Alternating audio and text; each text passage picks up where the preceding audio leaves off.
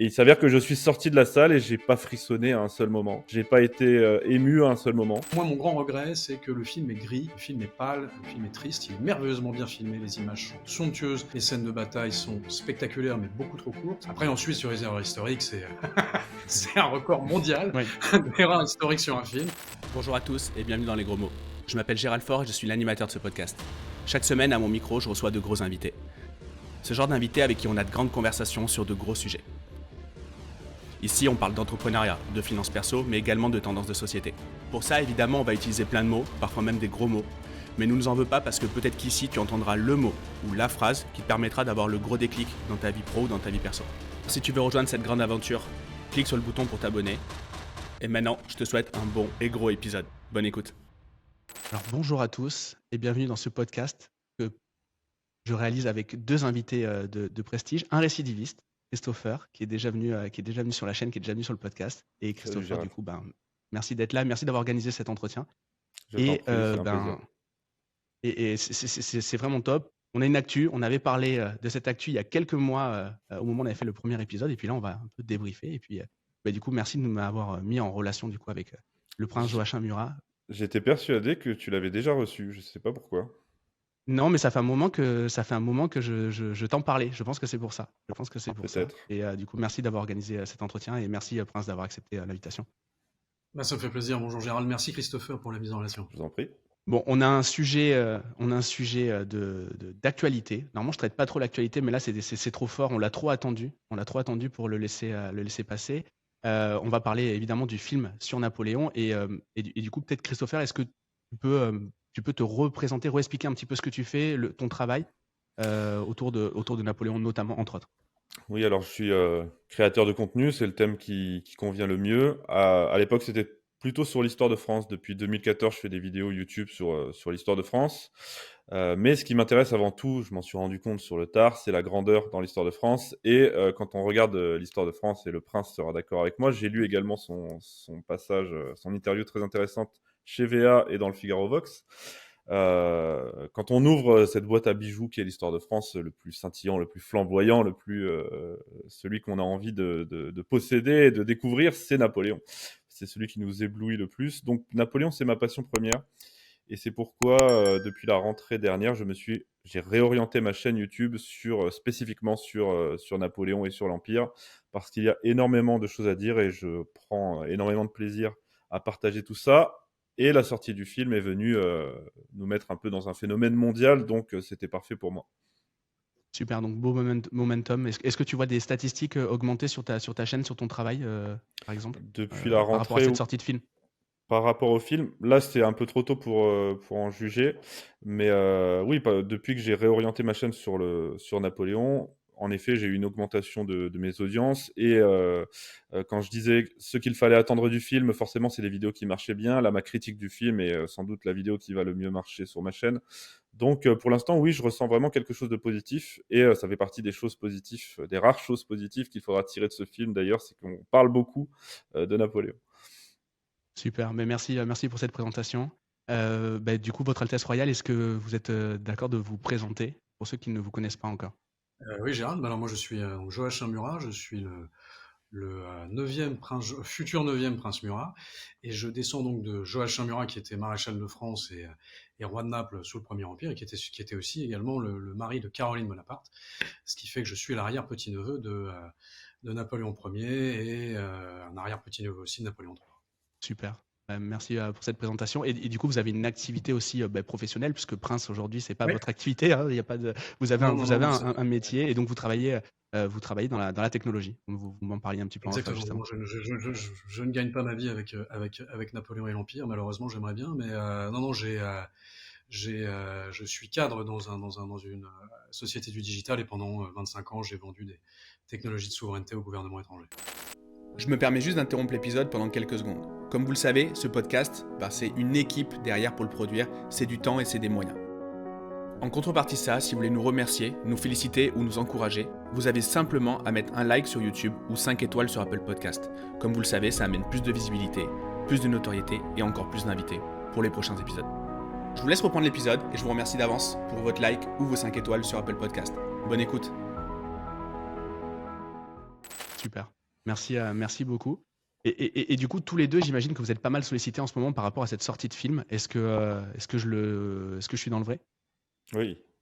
Pour être Ouais, honnête, ouais. j'en ai déjà marre de parler de ce film, mais quand tu m'as proposé cet entretien avec la présence, du prince Murat, j'ai beaucoup de plaisir à je vais avoir beaucoup de plaisir à discuter avec lui de ce film, donc c'est ce qui a fait que je suis ravi d'être là, aujourd'hui et j'en profite aussi pour rappeler que parce que là, je vois nos caméras, je vois nos noms à l'image, j'en profite pour rappeler que je suis un peu l'imposteur de cette, de cette réunion parce que mon pseudonyme, c'est Lannes et justement, moi, c'est un pseudonyme. Je ne suis pas l'héritier du maréchal Lannes. Voilà, je le précise pour les gens qui auraient un doute. Très bien, c'est noté. Et en plus de ça, tu me refuses beaucoup trop d'afterwork ou de bière à Paris pour refuser cet Je épisode. Donc il y a je ne ça suis aussi, on jamais va, Ça, c'est voilà. un point. Non, Christopher, il est jamais disponible. c'est Jamais. faux. Je ne suis jamais à Paris quand tu es là, Gérald et avec Bon. vous, Prince, on a déjà eu l'occasion de se Mais boire pas quelques assez. verres quand même, hein. Pas assez, je suis Bon. d'accord. Alors moi, j'avais une première question pour toi, Christopher, parce qu'on avait parlé lors de notre premier entretien. Est-ce que maintenant, quand tu penses à Napoléon, après ce film, après avoir vu ce film, est-ce que tu penses toujours à Christian Clavier? Parce que tu nous l'avais dit que tu avais l'image de Ouais, c'est Napoléon, vrai. c'était Clavier dans ta tête. C'est vrai. Alors oui, étant donné que la mini-série avec Clavier est sortie quand j'avais 13 ans, j'ai eu longtemps cette image de Clavier imprégné dans ma tête et dans mon esprit. Quand je pensais à Napoléon, je voyais la tête de Christian Clavier, quoi. Voilà. Mais depuis que, voilà, après, j'ai lu quelques livres, j'ai vu quelques tableaux, quelques milliers de tableaux qui représentent l'empereur.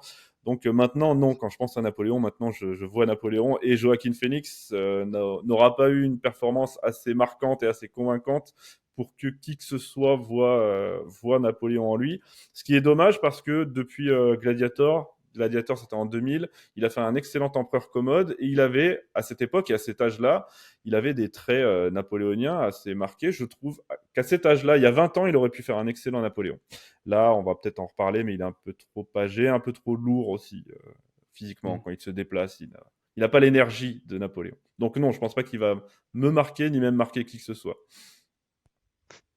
Qu'est-ce que vous avez pensé de ce film de manière générale? Là, on met les pieds dans le plat. Après, on va plus rentrer dans le détail. Moi, je me suis noté quelques points. Prince, qu'est-ce que vous en avez pensé? Ah, écoutez, moi, dans l'ensemble, comme j'ai exprimé, j'étais assez largement déçu parce qu'en fait, on fait ce qu'on veut sur Napoléon. On peut faire un film qui critique beaucoup Napoléon, on peut faire un film qui encense Napoléon, peu importe. Mais il faut qu'il y ait du souffle, il faut que ce soit un film épique, il faut qu'il y ait de l'énergie. Et c'est ça qui manque vraiment dans ce film. Donc c'est un peu dommage. Bah, justement, comme le rappelait Christopher, c'est tout de même le génie qui a fait Gladiator, qui a fait Les Duellistes, qui a fait Blade Runner. On aurait pu s'attendre, parce que Gladiator, quand vous entendez trois notes de la musique de Gladiator, vous pensez à Gladiator. Là, il n'y a pas de musique qui vous fait penser à Napoléon. À part les chants corses. Même, Les chants corses, je suis ouais, d'accord. ouais, Ouais, ouais. oui, mais enfin, si je vous joue les 100 Corses maintenant, vous On penserez s'en pas à rappellera C'est Napoléon. pas, vrai. c'est vrai. Et non. Tandis que, et là, je dois dire, il est passé complètement à côté du côté souffle, épique, énergie, vitalité, panache. Ça, c'est vraiment dommage. Donc, j'ai été assez déçu d'une façon générale. Je trouve également que d'avoir fait le choix de prendre le même acteur pour jouer Bonaparte du début à la fin. Alors, la durée de 2 heures et demie, hein, ça, c'est une contrainte d'Apple TV. Donc, on est tous d'accord. On espère que la version longue sera plus réussie. Alors, faire tenir toute la vie de Napoléon en 2 heures et demie, c'est un défi quasiment impossible à relever. Mais là, en plus, je trouve que Joachim Phoenix, vraiment du début à la fin, a le teint cireux, il est poussif, il est presque asthmatique, il a le regard un peu vitreux. Il est bon uniquement dans les scènes où il joue un Napoléon un peu inhumain sur le champ de bataille. Là, effectivement, ça va très bien. Là, il est remarquable. Il y a la scène avec Alexandre Ier lors du traité de Tilsit où Napoléon est très bon. La scène avec les Anglais quand il parle de paix avec les Anglais, là, il est tout à fait remarquable. Et je reprends d'ailleurs l'analyse de Christopher Lann sur la surprise un petit peu, c'est que ce film n'est pas foncièrement anti-napoléonien, dans le sens où ça présente un Napoléon, et c'est assez étrange de la part d'un Anglais, qui pendant toute sa carrière cherche à obtenir la paix, ce qui est Mm. historiquement parfaitement vrai. En revanche, c'est un peu anti-Napoléon en tant que personne, parce que Ridley Scott cherche à l'humaniser en prenant l'angle de sa faiblesse dans le cadre de sa relation amoureuse avec Joséphine. Bon, très bien, pourquoi pas. Mais là, il en fait un espèce de petit enfant maladroit et cruel, un peu brutal avec Joséphine, qui en plus il fait une espèce de bruit de bouche étrange avant de la trousser comme une bonne sous la table. Enfin, ça colle pas du tout. Napoléon était un personnage qui parfois jouait un petit peu le corps de garde, notamment avec ses soldats, mais qui en fait est quelqu'un de très distingué. Et c'est un peu dommage parce qu'on voit un Ridley Scott qui présente Napoléon comme un gros usurpateur un peu trop mal élevé face à un Wellington qui lui est superbe, distingué, magnifique. Et c'est un peu dommage. Voilà. Mais enfin, moi, mon grand regret, c'est que le film est gris, le film est pâle, le film est triste. Il est merveilleusement bien filmé, les images sont somptueuses, les scènes de bataille sont spectaculaires mais beaucoup trop courtes. Après, ensuite, sur les erreurs historiques, c'est un record mondial Oui. d'erreurs historiques sur un film. C'est absolument génial. Et, mais bon, alors là, si on fait la liste des erreurs historiques, il faut 2 heures et demie. On va évidemment pointer en avant les plus fortes, mais à chaque fois, ces erreurs sont là pour essayer de tenir le narratif et tenir le récit. Alors, par exemple, la plus évidente, c'est celle du coup de canon sur la pyramide. C'est superbe comme scène, c'est magnifique. Visuellement, c'est somptueux. Et vous voyez ce cavalier ottoman qui tombe de façon un peu C'est ridicule drôle de son même. cheval. C'est marrant. Je pense que le public turc va apprécier ça de façon assez mesurée parce qu'ils sont vraiment ridicules. Et c'est une scène de bataille qui en fait n'a pas lieu. Pourquoi? Parce que c'était une volonté de Ridley Scott, il l'explique, de montrer en très peu de temps que Napoléon a eu absolument aucun mal à battre les Ottomans en Égypte, ce qui est vrai, ça a été une raclée, et voilà, donc c'est une allégorie pour montrer une raclée. Mais il n'a évidemment jamais tiré au canon sur les pyramides, parce que même s'il en avait eu envie, ce qui est impensable, il n'aurait pas pu. La bataille des pyramides a eu lieu, je crois, à 200 km des pyramides. Donc c'était, même avec des très bons canons d'époque, ça tapait pas les pyramides. Petite, si on veut parler de la bataille des pyramides, en effet, je m'attendais au pire quand j'ai vu les trailers. J'étais prêt à pardonner ça au film. Encore une fois, je ne m'attendais pas à un documentaire historique. Une fois que j'ai vu la scène, je l'ai trouvée assez marrante parce qu'on voit le mamelouk qui fait un peu le beau, qui cabre sur son cheval. Là, il y a les bruits de canon sont impressionnants dans ce film. Il y a le coup de canon qui part, il y a le mamelouk qui tombe de son cheval. C'est assez marrant. Par contre, Ridley Scott, dans une interview, quand on lui a parlé de ça, il a dit: je ne sais pas s'il l'a vraiment fait, mais j'ai voulu faire. Et pour moi, c'est inadmissible de commencer. J'ai voulu montrer que il avait pris possession de l'Égypte assez facilement. Pourquoi pas? Mais commencer sa phrase par je ne sais pas s'il l'a vraiment fait. On sent que Ridley Scott est assez largué sur beaucoup de points, ne serait-ce que lors de sa visite du musée de l'armée qui passait sur Combini. Il a l'air de découvrir des choses qui pourtant sont dans son film. Il découvre les balles et il est surpris. Il se dit, mais c'est avec ça qu'il se tirait dessus. Mais mec, t'as fait un film de 2h30 sur Napoléon, quoi. J'ai trouvé qu'il planait à certains moments et il est passé à côté de son sujet totalement. Et Alors qu'il avait une armée de conseillers historiques avec lui, qui tous doivent être en train de vivre au fond d'une grotte, ils vont se cacher pendant des Il mois, n'a parce que qu'un seul Ridley conseiller Scott, historique pour ce film. absolument. Il y en a qu'un? Bon, Ouais. bah, il doit être très, très Que je, embêté, parce que que je je pense qu'il a... connais et qui a essayé de faire du mieux qu'il pouvait pour. Eh Voilà. oui, il a pas du tout été écouté, le pauvre vieux, donc Si, c'est pas de la il a faute. quand même. Les chants corses, par exemple, c'est lui. Il y a certaines Voilà, bon, choses voilà. qu'il a réussi à. Enfin, vous vous rendez compte qu'il fait passer le traité de Tilsit, la scène du traité de Tilsit a lieu après le divorce de Joséphine. Oui, Or, le divorce de Joséphine a lieu en 1809 et le traité de Tilsit a lieu en 1807. Ça, c'est impossible qu'il l'ait pas su. Mais pour son oui, narratif, c'est il le pour fait le comme ça. narratif. Ouais. Mais le mec inverse complètement des événements historiques. Et- Et puis à nouveau, cette espèce d'obsession sur la relation entre Joséphine et Bonaparte qui me semble, moi, à mon sens, assez raté. Le public féminin apparemment a apprécié dans la salle. Les publics féminins trouvaient ça plutôt très touchant. Moi, j'ai trouvé ça assez raté pour 2 raisons. Un, historiquement, il se base sur le principe que Napoléon quitte l'Égypte parce qu'il apprend que Oui. Joséphine a un amant. Et deux, il quitte l'île d'Elbe parce qu'il veut retrouver Joséphine. Donc en fait, tout ce qu'il fait, c'est un petit peu à cause de Joséphine. Alors, petit problème, il ne quitte absolument pas l'Égypte. Évidemment, historiquement, tout est faux. Et c'est encore plus faux quand il quitte l'île d'Elbe, parce que Joséphine est morte depuis longtemps quand Napoléon quitte l'île d'Elbe. Et l'autre point qui colle pas dans la relation amoureuse, enfin qui colle pas, si pourquoi pas, après tout c'est un choix, c'est qu'on a un homme de 50 ans avec une petite jeunette pétillante, Ouais. toute fraîche de 22 ans pendant tout Oui. le film, alors que ce qui est très intéressant dans cette relation, c'est que justement, Bonaparte est jeune, il épouse une femme qui a 6 ans de plus que lui et qui a 2 enfants. Et cette histoire d'amour-là, et c'est très rare à l'époque, cette histoire d'amour-là, c'est beaucoup plus intéressant à creuser, je trouve. Et il a pris vraiment un truc assez facile, le sugar daddy avec sa petite poule, quoi. Moi, ce que j'ai ressenti, je ne sais pas si vous êtes beaucoup plus expert que moi sur l'histoire, mais ce que j'ai ressenti, c'est qu'il a commencé par lister les dates comme une checklist.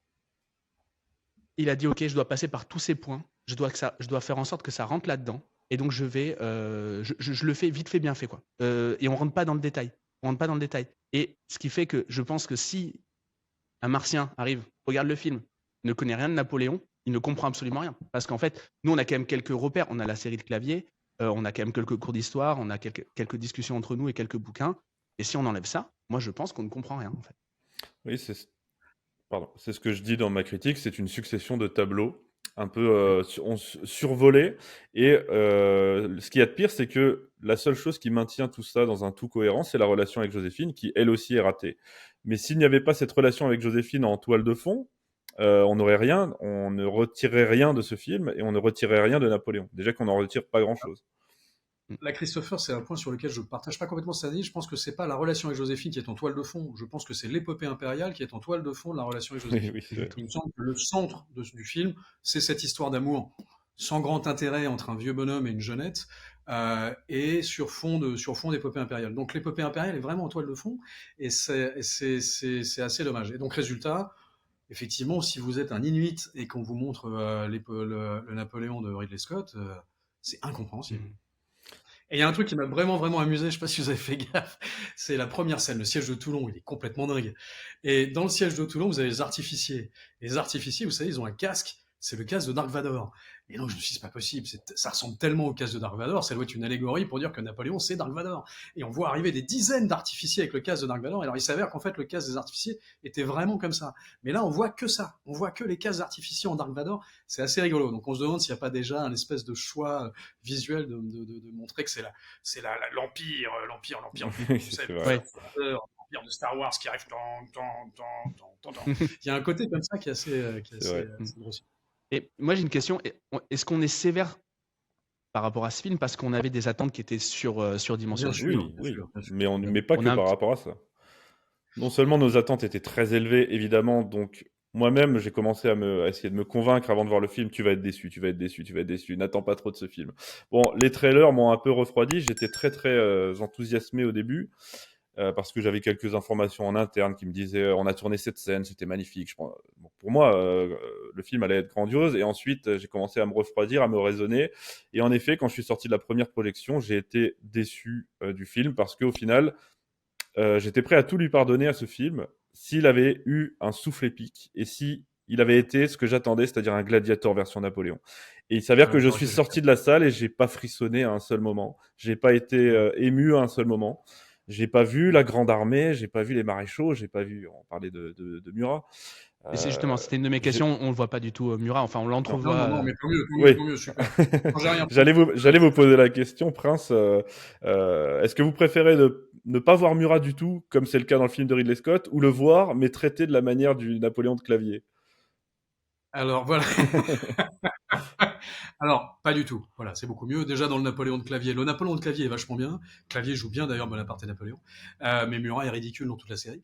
Mais alors là, qui est pas Murat dans le Ridley Scott, je ne peux que m'en féliciter parce qu'il y a un maréchal qu'on voit dans le Ridley Scott, c'est le maréchal Ney. Alors ça lui rend vraiment pas Il est justice, hein, le ridicule, oui. pauvre. Il est gras en Il plus. est il est grotesque, il est gras, il a une espèce de rouflaquette vous savez, de chauffeur routier. Enfin, c'est très bizarre. Et puis on le voit comme ça, bedonnant sur son cheval, à peine stable à Waterloo, en train de dire, voyez comme un maréchal de France va mourir. Et il se retourne, il n'y a personne autour de lui, il est un peu ridicule. Enfin, c'est dommage. Et alors la scène de Waterloo. Mais attendez, il a lu Lucky Luke en fait, Ridley Scott. Parce qu'à la fin, quand il prend la balle dans le Ah chapeau, on a oui, oui, l'impression de oui. Ah oui. c'est l'oreille de rentre en plan percée par c'est ridicule, c'est odieux d'avoir fait ça parce qu'il ridiculise visuellement. Napoléon est absolument grotesque avec ce trou dans son chapeau. Et voilà, donc je me dis, je sais pas, il a dû lire Lucky Luke. Ouais, Oui, c'est d'ailleurs, sûrement fait ça. mon ami Julien Rochdy, avec qui j'ai fait un podcast récemment, l'a rappelé que cette scène existe vraiment. Enfin, ce dialogue de Wellington existe vraiment. Les généraux ont autre chose à faire que de se tirer dessus entre eux. Sauf qu'il était question d'envoyer l'artillerie alors que Napoléon était en train de passer une revue.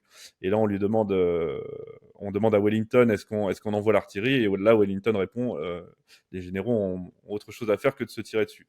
Mais là, c'est tourné au ridicule avec ce sniper sorti tout droit d'un Call of Duty. Enfin, je sais pas, Oui. j'ai pas compris du tout la scène et c'est vrai qu'il y a un côté très Lucky Luke. Oui, c'est assez curieux, c'est Rentemplant. Ouais, donc Napoléon à la fin devient Rentemplant, et à l'extrême fin, vous savez, Mm. la dernière scène Quand où il on le voit tombe. comme ça glisser de son C'est le fauteuil, parrain. Ouais. c'est un parallèle grossier avec la mort de Marlon Brando dans Le Parrain Mm. en Don Corleone.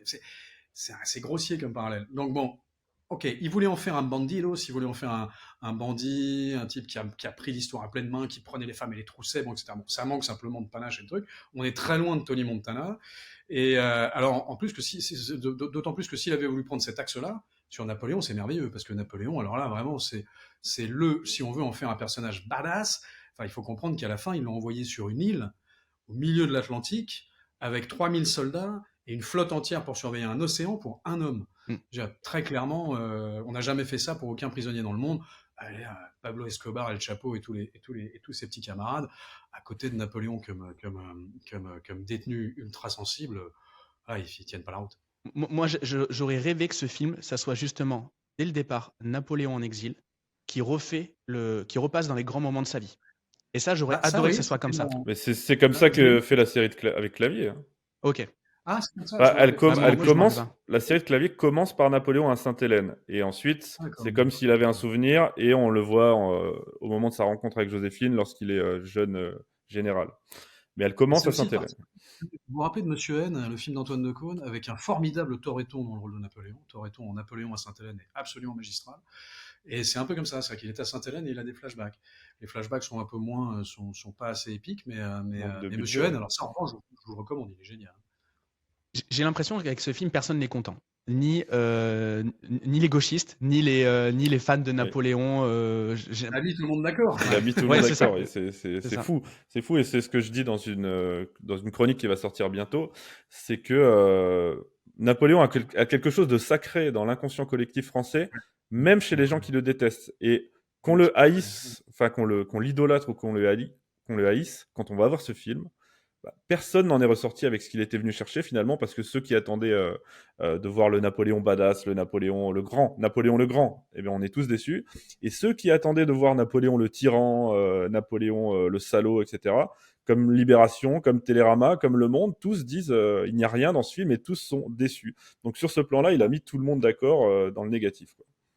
Alors, il aurait pu faire très plaisir au public plus sensible aux idées de gauche s'il avait fait une petite incise sur l'esclavage. D'autant qu'en plus, Joséphine était, paraît-il, très concernée. Alors, c'est une erreur historique. Joséphine n'est pour rien dans l'établissement de l'esclavage, mais dans l'inconscient collectif, comme elle était béquée de la Martinique, on a beaucoup raconté qu'elle était à l'origine du rétablissement de l'esclavage dans les colonies. Et ça, il en fait complètement litière. Il n'y en a pas. Donc, évidemment, c'est vrai que les massacres. Alors, si à la fin, si Christopher, vous le pointez du doigt d'ailleurs dans vos chroniques, je tiens à signaler que Christopher est sans doute le meilleur chroniqueur youtubeur sur Napoléon en ce moment. Merci. Et dans vos chroniques, vous pointez du doigt la liste un peu inutile Oui. des morts dans les batailles napoléoniennes, qui en plus numériquement est complètement fausse. Délirant.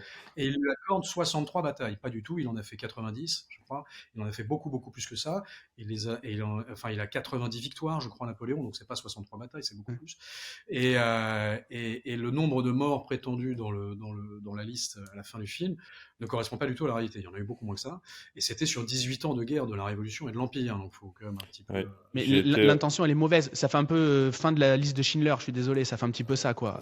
C'est un truc horrible, alors que ça fait 2h30 qu'on regarde Napoléon. Donc, L'intention est mauvaise, ça m'a énervé sur le moment de le voir, mais sur le moment, j'ai pris ça vraiment comme Ridley Scott a certes raté son Napoléon, mais le moins qu'on puisse dire, et moi je maintiens ferme là-dessus, c'est que ça n'est pas un film foncièrement anti-Napoléon, ni même anti-français, on le voit courir après la paix, et il n'y a pas de concession woke. Alors si on a un acteur noir par-ci par-là, pour satisfaire aux exigences, au cahier des charges d'Hollywood, on ne sait pas bien qui c'est d'ailleurs ce général, ça peut pas être Dumas, ça peut pas être le fameux Hercule, mais bref, dans sa globalité, le film aurait pu faire tellement de concessions woke et il ne l'a pas fait.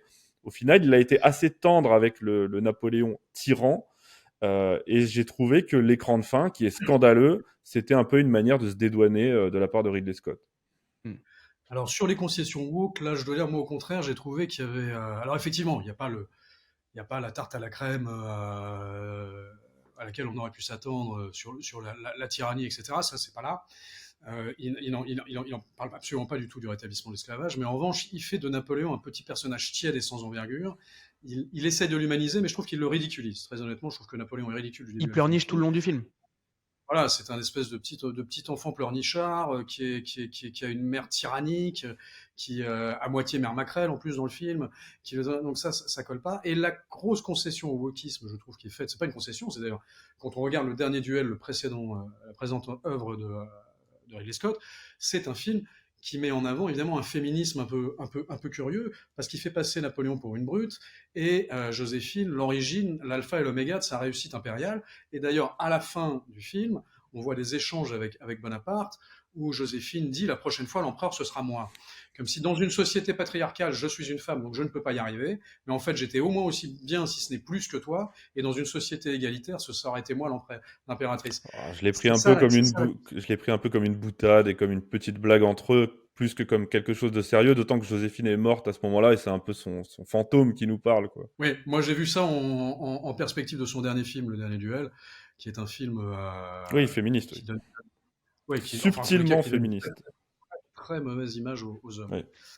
Moi, j'avais une question. D'après vous, quel était qu'est-ce qui aurait pu faire de ce film quelque chose de justement d'épique? Qu'est-ce qui me manquait? Moi, la bataille d'Austerlitz, je pense qu'il y a plein de. Je suis pas assez expert pour l'affirmer, mais je pense qu'il y a plein d'erreurs. Mais par contre, d'un point de vue cinématographique, je trouvais ça vraiment cool.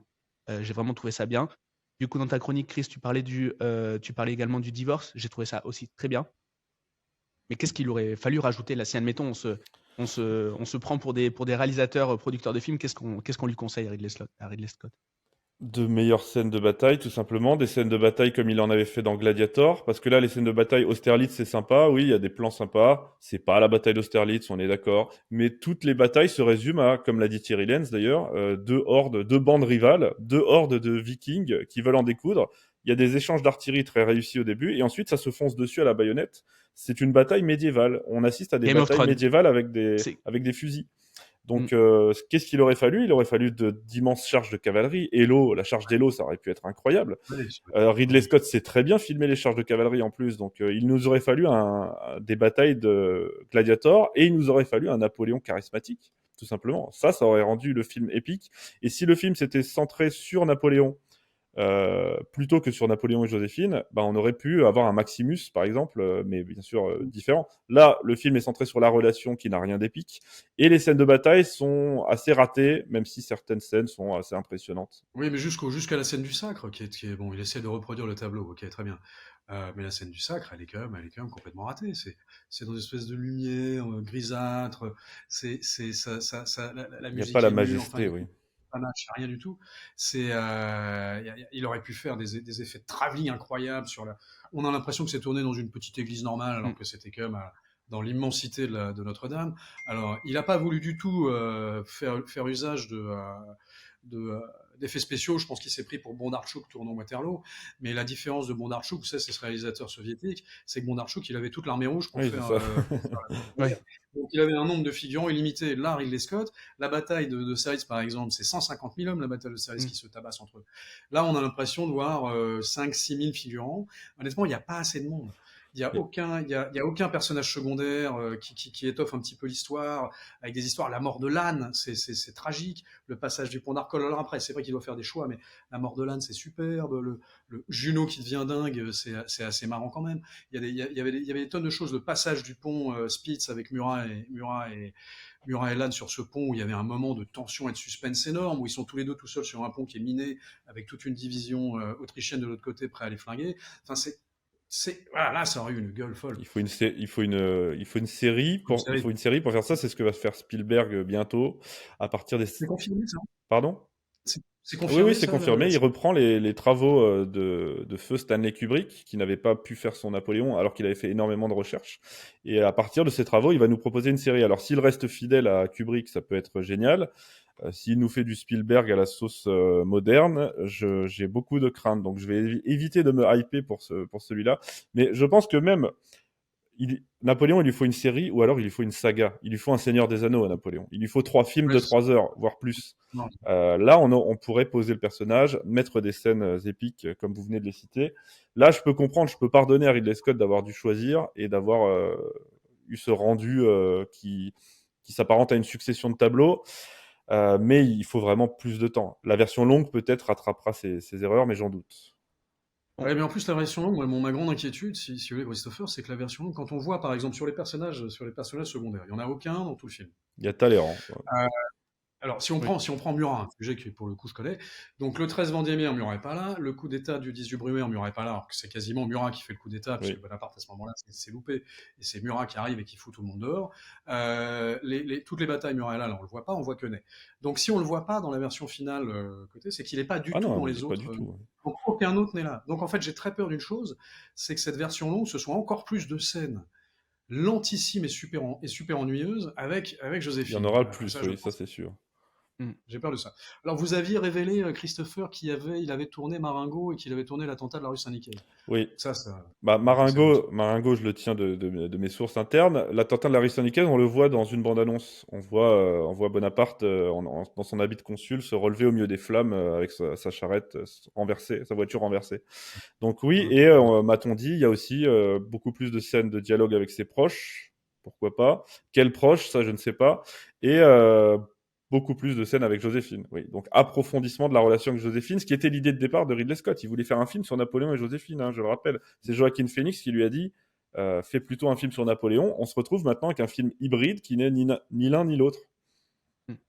Et je dois dire que Joaquin Phoenix livre une performance d'une incroyable médiocrité pour un artiste Déception. de talent. Il y a Même Vanessa Kirby, dont tout le monde tire des louanges de Vanessa Kirby, oui, par rapport au reste. Oui. Mais honnêtement, en tant que tel, c'est pas dingue. Parce que la performance de Vanessa Kirby, c'est pas ahurissant. Ils auraient mieux fait de prendre une actrice française. Imaginez un acteur un peu plus jeune et Monica Bellucci dans le rôle de Joséphine. Ah, là on parle. Oui. Ouais.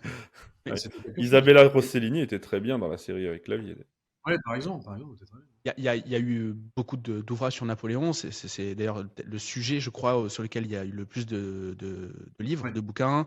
Il y a eu des films, il y a eu des Après séries, le etc. Christ quand même, après le Christ. Oui, oui, c'est vrai. Mais on n'a pas le film, on n'a pas encore le bouquin. Voilà.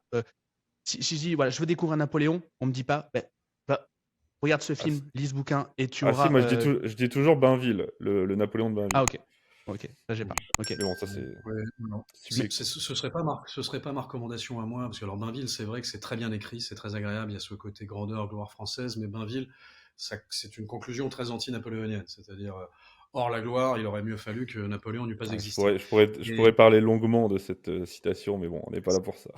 mais ce qui, par définition, est une contre-vérité totale, puisque c'est la France et même le monde dans lequel on vit est strictement napoléonien. Donc, en plus de la gloire, heureusement que Napoléon existait, parce que grâce à lui, c'est l'égalité devant la loi, grâce à lui, c'est la gendarmerie diffusée partout, grâce à lui, c'est tout, je veux dire, c'est toutes les institutions françaises. La France moderne est une France qui est entièrement d'héritage napoléonien. Premier empire et deuxième empire ensuite, mais surtout l'héritage incroyable de Napoléon, c'est d'avoir fait le code civil. Donc c'est vraiment d'avoir gravé les idéaux des Lumières. Les idéaux des Lumières ne sont pas ceux de l'empereur, mais il les a synthétisés et gravés dans son code Napoléon et il l'a diffusé dans 70 pays dans le monde. 70 pays dans le monde, c'est encore aujourd'hui. Hein, vous avez le Canada, c'est le code Napoléon. Je crois que c'est le Chili et l'Argentine, c'est le code Napoléon. Une grosse partie de l'Afrique, c'est le code Napoléon. Toute l'Europe, c'est le code Napoléon. Le Japon a des préfectures. C'est Napoléon. Les Chinois appellent la France Faguo depuis Napoléon, ça veut dire le pays de la loi. Et pourquoi? Parce que ça a institué une chose qui nous paraît à tous parfaitement normale aujourd'hui, qui est l'égalité devant la loi. C'est-à-dire que vous soyez, quelle que soit votre couleur, votre genre, votre orientation sexuelle, votre origine sociale, votre religion, vous avez les mêmes droits et vous êtes égal devant la loi face au juge.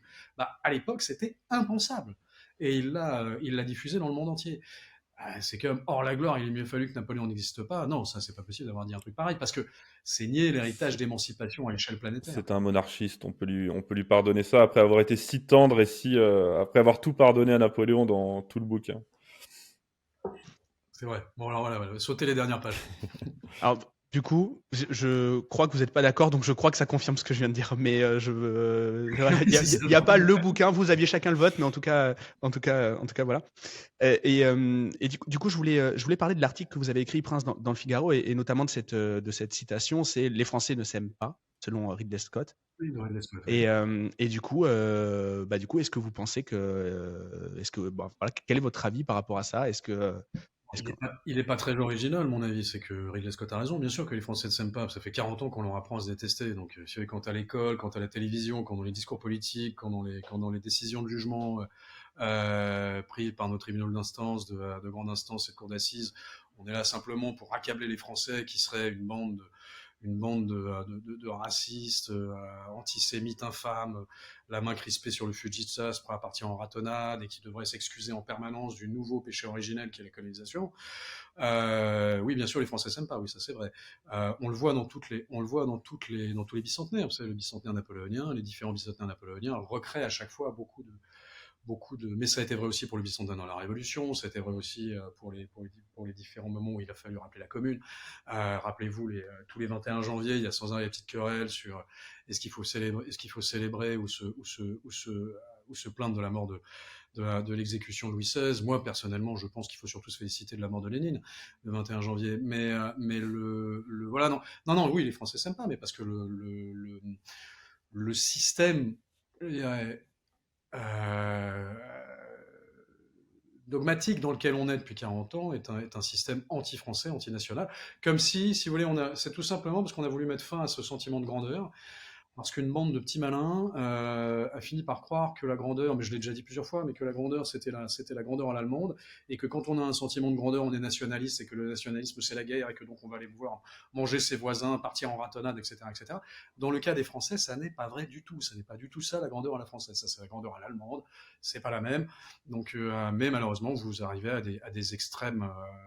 Insupportables comme Jean-Michel Apathy qui avec son joli accent du Sud-Ouest vous explique que très sérieusement Qui veut démonter Versailles. Il ferait raser Versailles pour que les Français n'aient plus leur sentiment de grandeur. C'est vraiment prendre les Français pour des idiots. Il y a un mépris, il y a une condescendance vis-à-vis des Français qui est absolument ignoble. Et voilà, avec des apothéoses sous Chirac et Taubira, avec les fameuses lois sur la repentance. Vous savez, les fameuses lois sur l'esclavage où il n'y a que les Blancs qui avaient été bourreaux et auteurs d'esclavage. Le reste, fallait pas en parler. L'esclavage arabe et musulman, faut pas en parler. L'esclavage africano-africain, faut pas en parler. L'esclavage asiatique, faut pas en parler. Il y a que les méchants blancs, et en particulier les méchants français, qui sont auteurs d'esclavage. Voilà. Donc bon, donc oui, non, les Français s'aiment pas parce qu'on leur apprend à pas s'aimer depuis très longtemps. Et je dois dire à ce sujet, on ne devait pas adresser de sujet politique, mais que pour moi, un des grands fautifs, un des grands complices de tout ça, c'est monsieur Jean-Marie Le Pen. Je suis certain que tout le monde ne partage pas cette analyse, mais monsieur Le Pen a traîné dans la boue les sentiments patriotiques avec ses petites phrases ridicules et avec ses bons mots très déplacés. Et ce qui fait qu'à cause de Jean-Marie Le Pen, pendant des dizaines d'années, quand vous sortiez un drapeau français, vous étiez un fasciste. Tous les autres pays dans le monde, vous sortez votre drapeau, c'est vachement sympa. Les Anglais, ils font des t-shirts avec l'Union Jack. Ouais. Et les Américains, ils ont leur drapeau partout. Dès qu'un Français sortait un drapeau, oh là là, les heures les plus sombres, l'affreux collabo, le pétainiste, ils votent Jean-Marie Le Pen. Donc non. Et c'est pour ça, voilà. Donc il nous a abîmé aussi la figure de Jeanne d'Arc. Enfin, on a quand même beaucoup de problèmes avec une extrême droite qui n'est plus la même aujourd'hui. Marine Le Pen et Marion Maréchal n'ont plus rien à voir avec ça. Mais disons que Jean-Marie Le Pen a beaucoup favorisé la destruction du sentiment patriote. Et je pense aussi qu'on est dans une sorte, dans l'inconscient collectif, je crois beaucoup à l'inconscient collectif. Je pense qu'on est vraiment un pays qui souffre de mélancolie, de la mélancolie du déclin, ce déclin qui s'est amorcé justement, pour moi, les rêves de grandeur français meurent avec les derniers carrés de la garde à Waterloo.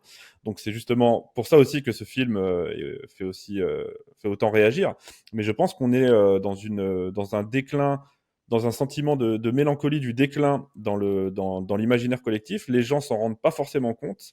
Mais pour prendre l'exemple du film, pour revenir au film Napoléon, on a une partie de la population, disons la droite pour caricaturer, qui se dit ce film ne nous rend pas assez honneur, et on a l'autre partie, la gauche, qui se dit ce film nous fait pas assez passer pour des cons. Au final, personne n'est content, mais en toile de fond de tout ça, il y a vraiment ce déclin français, et depuis la Seconde Guerre mondiale, je pense que ça s'est amplifié, parce que certes, De Gaulle nous remet du côté des vainqueurs, mais on se fait quand même envahir en 3 semaines. Je pense que c'est un traumatisme national, la Seconde Guerre mondiale et l'occupation allemande. Depuis cette époque, les Français ne s'aiment plus et cherchent à tout prix à s'auto-flageller, à s'auto-culpabiliser. Et c'est ce que disait le prince tout à l'heure. Maintenant, on nous rebat les oreilles avec la colonisation, avec la honte de soi-même. Et ce film vient un peu aujourd'hui cristalliser toutes ces passions très françaises. Oui, ça, je partage entièrement l'avis de Christopher. Sur le sentiment de déclin, je pense qu'en plus, il s'est aggravé de façon majeure à partir des années Mitterrand, en fait. Parce que sous les années De Gaulle, Pompidou, Giscard, on avait le TGV, le Concorde, le plan Math. On était la nation la plus équipée en termes de technologie de communication. Alors, on a ridiculisé le Minitel, mais c'était le truc le plus abouti à l'époque. Enfin, on était en tête de plein de choses jusqu'à l'arrivée de Mitterrand au pouvoir. Et je veux dire que l'arrivée de Mitterrand au pouvoir, il y a eu une conjonction Mitterrand, BHL, touche pas à mon pote, où on a transformé un narratif où les Français étaient plus résistants que collabos en tous les Français sont des collabos, et donc on a joué beaucoup sur non seulement vous êtes des collabos, vous êtes des gros nuls, vous avez perdu la guerre, bouh, bouh, bouh, plus donc un French bashing français, plus un French bashing américain qui est insupportable. Le French bashing américain, très honnêtement, on a le track record de l'armée américaine par rapport à l'armée française. Je serais eux, je rentrerais je me cacherais sous un tapis, parce que on est la meilleure armée du monde, c'est absolument indiscutable en prenant toutes les statistiques les plus claires, et ils se permettent de nous dire que notre arme préférée c'est le drapeau blanc. Ouais, ça mérite débattre. Donc et ça date vraiment de Mitterrand, touche pas à mon pote, BHL qui écrit son bouquin sur le ventre est encore fécond, de peut sortir la bête immonde, machin, etc., pour accuser les Français de pétainisme et de collaborationnisme. Et ça, effectivement, là, Christopher a raison, on est dans une nostalgie d'une forme de grandeur, mais qui était pas si lointaine que ça. Je veux dire, rappelez-vous l'époque du TGV, du Concorde. Hein. Oui. Par Mais rapport comme à ce vous que le vous dites, dites. le Gaulle... Pardon, Gérald. Vas-y, Chris. Comme vous le dites, le gaullisme est un bonapartisme modernisé, et c'est justement l'esprit bonapartiste qui redonne ses rêves de grandeur à la France. Donc, C'est vrai. c'est pas surprenant. Ce que C'est vous, pour ce ça que qu'ils cherchent à l'éteindre le plus possible. C'est ça. Et ce que vous dites sur Le Pen, moi je partage à 1000%. Et c'est d'ailleurs pour ça que moi j'ai beaucoup de mal à trouver quelqu'un pour qui voter. Parce que Alors, Le justement. Pen n'est plus en politique. Hein. Les héritiers de Le Pen ne commettent plus les mêmes erreurs. Jordan Non. Bardella et Marine Le Pen n'humilient jamais le sentiment patriote. À aucun moment, ni Marion Maréchal. C'est pas Le Pen qui a été un désastre. Pour Je partage, mais il y a ce côté, les phrases qui seront ressorties. On sait que pendant 20 ans, on va encore entendre parler de toutes les sorties, de tous les dérapages qu'il a commis. Zemmour pareil, et puis voilà, enfin tous ceux qui. Il y a ce côté un peu droitardé quand même, et j'ai l'impression que le camp se divise en deux. Les gens qui se ressentent sur eux-mêmes, qui partent vivre à la campagne, qui se concentrent sur eux, et qui disent ok, dans tous les cas, je pense qu'il n'y a pas de solution qui va s'apporter on va pas avoir je ne verrai pas de solution d'amélioration. Le sentiment national, le sentiment patriote, la souveraineté, je ne le verrai pas, donc je vais me concentrer sur moi-même. Et puis il y a les autres qui continuent à parler et qui souvent sont les plus bavards et ceux qui racontent le plus de bêtises. Donc, en tout cas, moi je le vois par rapport à mes potes, j'ai vraiment les deux côtés, ces deux populations-là représentées parmi mes potes, et je trouve ça dommage. Dans tous les cas, il n'y a pas de solution. On peut faire les deux, hein. On peut tout à fait se concentrer sur soi-même et entrer dans une démarche de développement personnel, c'est comme ça que ça s'appelle aujourd'hui, mais essayer de se faire une situation, essayer de se faire une culture, essayer de rester en forme, d'être autonome, d'être indépendant, avoir de l'ambition pour soi-même. Et on reproche beaucoup à Napoléon d'être un ambitieux, alors que pour moi, par exemple, l'ambition, c'est pas du tout une insulte. Défaut, hein. On peut rester ambitieux pour soi-même et pour son pays. Être ambitieux pour soi-même peut permettre de servir son pays. Et Napoléon, qui a été ambitieux pour lui-même, a élevé tout le monde autour de lui. Donc je vois pas en quoi les deux... Aujourd'hui, on essaye d'opposer les deux, le développement personnel d'un côté, ceux qui sont résignés, et ceux qui continuent à se battre en politique. Je pense tout à fait qu'on peut continuer à faire les deux, et que grâce à notre ambition et à l'espoir aussi, il faut garder l'espoir au fond de soi, même si c'est difficile. Je pense qu'on peut à la fois se tirer soi-même vers le haut, sa famille, et pourquoi pas la nation tout entière. Et toutes ces volontés cumulées font que les choses peuvent évoluer. Et Christopher a parfaitement raison sur le fait qu'il ne faut pas diaboliser l'ambition. L'ambition, c'est absolument nécessaire. Il ne faut pas confondre ambition et arrivisme. L'arrivisme, c'est ce qu'on voit tous les jours, notamment dans la classe politique ou dans le milieu médiatique ou même dans votre entourage professionnel. C'est l'envie d'arriver, quel que soit le prix, quitte à perdre son honneur, son âme, ses convictions. Ça, c'est de l'arrivisme. L'ambition, c'est on y arrive, mais on garde le sens de l'honneur, on garde des convictions assez bien ancrées. Et donc on est un Napoléon, on est un De Gaulle. De Gaulle était un homme d'une grande ambition, sinon il n'aurait pas été Charles de Gaulle. Donc l'ambition, c'est absolument vital. Il ne faut pas sombrer dans l'arrivisme. C'est tout à fait différent.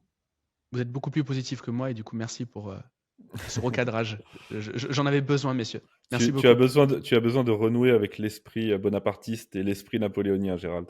D'accord. Ouais, je vous invite à écouter je crois que c'est Julien Rochdy, qui est un ami de Christopher, qui a fait au moment du bicentenaire, en 2021, il a fait une petite vidéo sur qu'est-ce que c'est qu'être bonapartiste. Et essayez de la retrouver, ça va vous faire du bien. C'est très très dynamisant, je suis entièrement d'accord avec ses propos. Et pour lui, le bonapartisme, c'est avant tout une attitude. Et il a entièrement raison. Je vous invite à réécouter l'analyse du bonapartisme, la vision bonapartiste de Julien Rochdy. Je le ferai. Je prends la prescription, j'appliquerai. Merci beaucoup. Mais Christopher, vas-y, pardon. Oui, le prince l'a dit dans son entretien au Figaro, je crois. Si vous êtes déprimé ou fatigué, Ah oui. j'ai un seul traitement, c'est Napoléon matin, midi et soir. Ouais. Oui, absolument. Oui, moi je continue à penser qu'il devrait être remboursé par la Sécu parce que c'est vraiment c'est de la vitamine pure, c'est le meilleur antidépresseur possible, c'est Napoléon. Même Victor Hugo le disait, hein, parlons de l'empereur, ça nous fera du bien. Donc, oui, absolument. Chris, je te mets pas en retard. Je sais pas à quel Il me moment tu dois reste partir. 10 minutes. Ok, très bien. On peut passer sur le sujet, le troisième sujet, ou tu veux, vous avez un truc à creuser avant, évidemment. Peut-être sur Napoléon aussi, peut-être que Christopher peut mettre en avant les erreurs historiques qui l'ont plus frappé dans le film. Je sais pas Non, si vous voulez je ou peux, sur le je film. peux, mais c'est pas ce qui m'a le plus choqué dans le film. Encore Oui, une non, fois, c'est vrai. j'en attendais rien par rapport à ça. Tu- Sur Napoléon, peut-être, je sais pas, on peut peut-être continuer vite fait sur l'esprit. Moi, je trouve ça très bien d'en parler parce qu'on n'en parle pas assez, de l'esprit napoléonien. Je trouve que c'est un discours justement très positif, très compatible avec l'entrepreneuriat en plus. Donc, comme tu veux. Ouais, très bien, moi ça me va. Oui, c'est vrai en termes d'entrepreneuriat, tout entrepreneur est un bonapartiste d'attitude, ça c'est évident. Et c'est oser toujours, c'est toujours oser. Alors ça c'est la phrase de Danton, hein, de l'audace et encore de l'audace, toujours de l'audace, mais c'est vraiment très très très Napoléon, c'est très Bonaparte. Et en plus on parle de Napoléon parce qu'il cristallise en fait ce qui étaient tous les Français de l'époque. C'est que Napoléon n'a pas fait ça tout seul. C'est pas lui qui a écrit le Code civil, c'est Portalis. C'est pas lui qui découvre la pierre de Rosette. C'est pas voilà, mais c'est son équipe à lui. C'est pas lui qui fait la charge des mots, mais c'est tous ces types-là. Et Napoléon est un dirigeant et un leader absolument magistral parce qu'il s'entoure de façon magique et il tire le meilleur, il tire même au-delà du meilleur de tous ceux qui l'entourent. Je pense que toute personne qui s'est retrouvée satellite autour de Napoléon, les Murat, les Ney, les Chaptal, les Portalis, les Cambacérès, se sont trouvés portés à une telle dimension, ont été pris par un tel souffle épique et un tel souffle de grandeur qui se sont dépassés au-delà de tout ce qu'ils pouvaient espérer devenir. Donc il y a des hommes comme ça qui vous permettent de vous réaliser au-delà de tout. Et je veux dire que Napoléon, c'est la grande force de Napoléon. C'est un génie total. Mais surtout, il a réussi à ce que les gens autour de lui se dépassent. Il y en a combien aujourd'hui qui arrivent à faire ça? Si on prend l'exemple de, je ne sais pas, prenons une république au milieu de l'Europe en ce moment avec un président. Son entourage, est-ce qu'il a l'air de se dépasser et d'être meilleur que ce qu'il pourrait être? On ne peut pas vraiment dire ça. Donc aujourd'hui, un De Gaulle, il était capable de faire se lever des volontés, des dynamismes et de se dépasser au-delà même de ce qu'on pouvait espérer en tant qu'individu. Et ça s'appliquait sur son entourage et ça s'appliquait à toute la population. C'est ça qui avait l'incroyable. C'est une population gigantesque d'hommes et de femmes extraordinaires, la population de l'Empire. C'est vraiment. Et Napoléon était à l'époque un vecteur d'énergie, comme vous venez de le dire. Et je reprends la célèbre phrase de Maurice Barrès. Pour nous, aujourd'hui, il doit être un professeur d'énergie. Je pense que les Français ont besoin de renouer avec leur sentiment de fierté, qu'ils ont besoin de renouer avec la grandeur, et que Napoléon est l'exemple le plus parfait parce qu'il a porté la France à des sommets inégalés. Il nous montre la voie, il a pris la France. Il nous a dit, regardez Français, ce que vous pouvez en faire. Et je pense qu'il faut renouer avec ça et qu'il doit être aujourd'hui, comme le dit Barrès, notre professeur d'énergie. Et en parlant de Barrès, dans Les Déracinés, il y a une très belle scène où ils arrivent sous le dôme des Invalides. Et j'arriverai pas à la citer précisément, mais ces jeunes gens qui voient le tombeau, Barrès dit sous ce dôme souffle. Sous ce dôme tournoie le souffle dont toute la jeunesse a le poil hérissé. La jeunesse d'aujourd'hui a d'autant plus besoin d'avoir le poil hérissé, et quoi de mieux que Napoléon et que l'énergie, que l'esprit de Napoléon pour hérisser le poil de la jeunesse à nouveau. Ouais. Oui, bien sûr, évidemment. Enfin, je veux dire, c'est le flambeau derrière lequel on devrait tous marcher, l'image de l'empereur. Et c'est de Bonaparte et de l'empereur. C'est magique. Pour moi, c'est l'héritage le plus précieux qui nous est légué au-delà du Code civil, au-delà des accomplissements, au-delà de tout ce qu'il a pu instituer en matière institutionnelle. Pour moi, c'est le souvenir de la grandeur et de la gloire. C'est ça son héritage le plus précieux. Et est-ce qu'on ne devrait pas se servir justement de ces grands, dont Napoléon fait partie, mais de ces grands leaders que la France a connus? On peut dire Saint-Louis, Napoléon et admettons De Gaulle. C'est les premiers qui me viennent. Il y en a évidemment eu d'autres. Comme benchmark, désolé pour l'anglicisme, mais c'est vrai que dans mon métier, on l'utilise beaucoup, en disant, ben voilà, si on n'a pas un minimum d'eux, on va pas vers tel ou tel homme politique. Ce serait génial en fait de partir du benchmark pour essayer d'aller. Alors, on fait souvent une analyse comparative, Sarkozy et Napoléon, François Hollande et Napoléon, Emmanuel Macron et Napoléon. mais on la fait pas de façon sérieuse. Oui, non, c'est un peu Mais dommage. c'est justement Sarkozy, parce que, comme vous l'avez dit, on confond arrivisme et ambition. Et et l'ambition, c'est pour ça qu'on fait le lien on en fait, fera. avec Sarkozy et l'énergie que Sarkozy pouvait émettre. Bah, il était petit, énergique, donc c'est Oui, c'est ça. Napoléon. Oui. Macron, il est jeune, énergique, il est marié à une femme plus âgée, donc c'est Napoléon.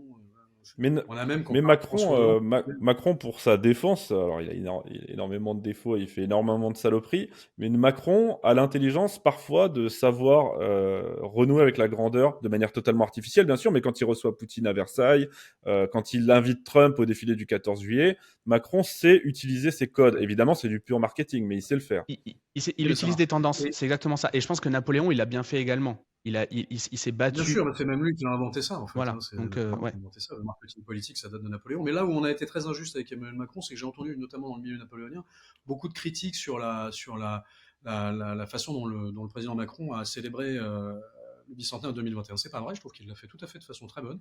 Il l'a fait de façon très raisonnable. Il a autorisé une immense exposition à la En Villette. plein Il Covid, était en là, plus. il était en plein Covid, il était sous le dôme des Invalides. Il a fait un discours absolument remarquable à l'Institut de France, mais remarquable. Écoutez son discours pour un président de la République, c'est un discours qui est, alors c'est pas le même que Pompidou en 69, mais bien, moi c'est plus la même France. Et pour un président de la République en 2021, il a un discours qui est très équilibré et qui est très pro-napoléonien. C'est vraiment très réussi. Je trouve celui qui a rédigé ce discours avec son aval et que lui a finalisé, parce que c'est quand même lui qui le signe, c'est très réussi. Et je trouve que non, les célébrations les commémorations et célébrations du bicentenaire, ça n'a pas été fait à minima. Ça aurait été Chirac, on n'aurait pas pu le faire du tout. Rappelez-vous que Chirac avait Oui. interdit qu'on célèbre Austerlitz, hein. Donc interdit. Donc là, vous vous rendez compte. Et il avait envoyé dans le même temps le Charles de Gaulle à Trafalgar. Absolument. En tout cas, si on compare Macron avec Napoléon, il faudrait, pourquoi pas, je sais pas, c'est une boutade, mais comparer peut-être Hollande avec Louis XVIII dans le film qu'on a vu là. Je sais Non, mais pas. le président Macron n'a pas de comparaison avec Napoléon, il a plus de comparaison avec Louis-Philippe. Mais on est dans un gouvernement Louis-Philippe, on n'est pas dans un gouvernement bonapartiste. Un gouvernement bonapartiste, un gouvernement qui arrive à scinder les plus faibles et les plus puissants de façon équilibrée. Là, c'est pas du tout le gouvernement dans lequel on vit. C'est très très clair. Alors je crois que Christopher, tu as un impératif. C'est ça. Du coup, je vais pas te retenir. Merci beaucoup encore une fois de plus d'avoir organisé cet échange et d'avoir documenté tout ça. On avait des grandes attentes et c'est peut-être un peu à cause de toi. Je rigole, mais J'admets ma part de responsabilité là-dedans. Je me suis hypé, j'ai hypé les autres, mais bon. L'important, comme Non mais attendez Christopher, vous reprochez pas ça parce que le résultat est sans doute en partie grâce à vous. C'est un carton au box-office. oui, c'est ça, et c'est pour ça que moi, si je tirerais une chose de positive de ça, c'est que le film est numéro 1 mondial actuellement. On parle de Napoléon, on en reparlera encore avec Spielberg, on en reparlera sans doute par la suite. Et si ça peut donner envie, ne serait-ce qu'aux réalisateurs français, ou peu importe même, mais c'est bon. Après, vaut peut-être mieux que ce soit pas un Français parfois qui fasse le film, mais si ça peut montrer que le public a de l'appétit pour Napoléon et pour l'histoire de France, si ça peut ouvrir la voie, pour moi, c'est du positif. exactement. Et puis sur tous les bus, sur tous les tramways, dans tous les métros du monde entier, que ce soit à Tokyo, à Santiago du Chili, dans l'Ontario, en Afrique du Sud, au Kenya, il y a des affiches de Napoléon. Donc en Chine, enfin partout. C'est le phénomène, enfin c'est le positif qu'il faut tirer de ce phénomène mondial. Oui. Absolument, absolument d'accord avec vous. En tout cas, merci à toi. Où est-ce qu'on peut te retrouver avant de te libérer? Où est-ce qu'on peut, donc je mettrai évidemment ta chaîne dans les notes de l'épisode, mais est-ce qu'il y a un endroit particulier où tu veux qu'on aille jeter un œil pour en savoir plus? Je pense que ma chaîne est vraiment mon activité majeure aujourd'hui, donc ma chaîne YouTube Christopher Lann, et puis sinon je propose, pardon, je propose des formations historiques en ligne, dont une formation complète sur Napoléon, sur mon site lagrandehistoiredefrance.fr. Donc n'hésitez pas, si vous voulez aller au-delà du film de Ridley Scott qui ne fait que survoler maladroitement l'épopée impériale, mon cours est disponible. Faites comme moi, abonnez-vous à la chaîne de Christopher Lann. Merci, c'est très gentil. Et j'en fais également partie. Merci beaucoup Christopher, et puis du coup à très bientôt. Tu reviens quand tu veux pour une troisième. Merci Gérald. Et cette fois, la prochaine fois, on se manquera pas à Paris. Je suis là la semaine prochaine, fais attention. Prévenez-moi les gars. Merci beaucoup. Merci. À bientôt Christopher.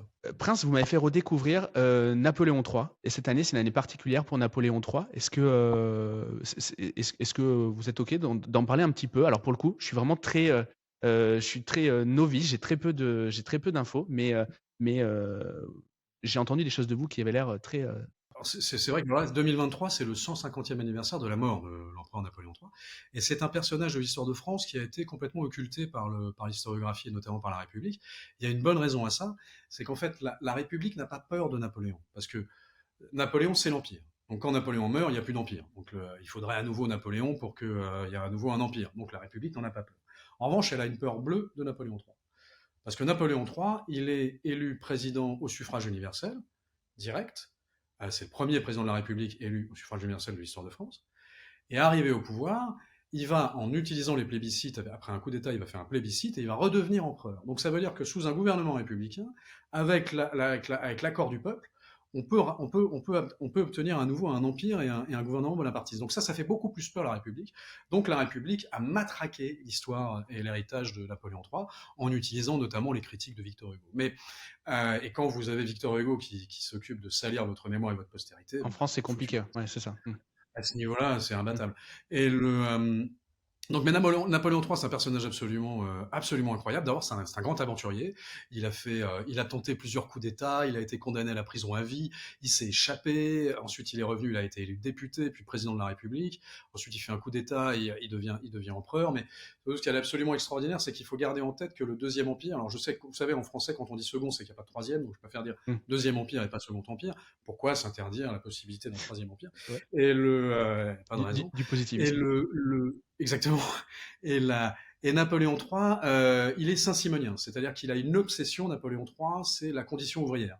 C'est une chose qui ne paraît pas du tout intuitive quand on pense à Napoléon III, mais il est complètement obsédé par la condition ouvrière. Et donc, qu'est-ce que c'est que le saint-simonisme? C'est exactement la phrase de Napoléon III, c'est en gros, l'opulence cessera, la pauvreté cessera d'être séditieuse, c'est-à-dire les plus pauvres cesseront de vouloir faire la révolution, lorsque l'opulence cessera d'être oppressive, c'est-à-dire lorsqu'ils ne seront plus sous la tutelle d'hyper riches qui se foutent de leur gueule. Et c'est exactement ce qu'a mis en place Napoléon III. Donc Napoléon III, il a des grandes puissances financières, qu'il hérite de Louis-Philippe et qu'il hérite de 30 ans de monarchie. Vous avez les grands banquiers, les grandes puissances financières, les grands propriétaires terriens, etc., etc. Et il va accélérer la révolution industrielle, il va permettre l'accélération de la révolution industrielle. Donc ça va être une explosion d'innovation technologique. Les voies ferrées vont être multipliées par 100, 700% d'augmentation du télégraphe. Le PIB sous le Deuxième Empire, en 18 ans, double. Il est multiplié par 2. Le salaire moyen des Français augmente de 50% sous le Deuxième Empire. Aujourd'hui, vous quand vous négociez 1% d'augmentation, c'est déjà super. Là, c'est 50% pour tous les Français en moyenne, donc c'est délirant. Il va penser la sécurité sociale, il va penser les caisses de retraite, c'est lui qui va donner le droit de grève, c'est lui qui va instituer le dimanche non travaillé. C'est incroyable. C'est lui qui va ouvrir l'école obligatoire et gratuite pour les enfants, ça n'est pas Jules Ferry, c'est Napoléon III et Victor Duruy. Les maisons d'éducation pour jeunes filles, c'est Napoléon III.